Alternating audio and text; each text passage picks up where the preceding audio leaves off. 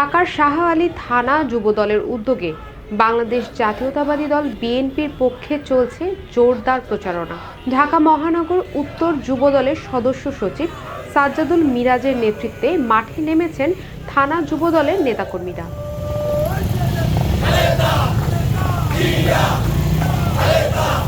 এ সময় নেতাকর্মীরা এলাকাবাসীর কাছে দোয়া ও সহযোগিতার আশা রাখে।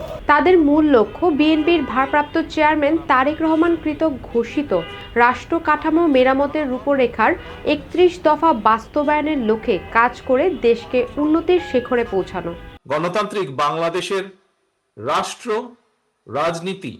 নেতাকর্মীদের দাবি, বিএনপির বিজয়ের লক্ষ্যে ধানের শীষকে জনগণের ভরসার প্রতীক হিসেবে তুলে ধরতে তারা নিরলসভাবে কাজ করে যাচ্ছে। তারা আরও জানান, আগামী দিনে গণতন্ত্র পুনরুদ্ধারের সংগ্রামে জনগণকে সম্পৃক্ত করতে যুবদল থাকবে অগ্রণী ভূমিকায়।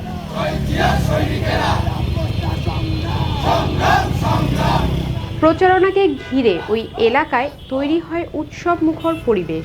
নেতাকর্মীদের পাশাপাশি স্থানীয়দের অংশগ্রহণে প্রাণবন্ত হয়ে ওঠে ধানের শীষের এই প্রচারণা।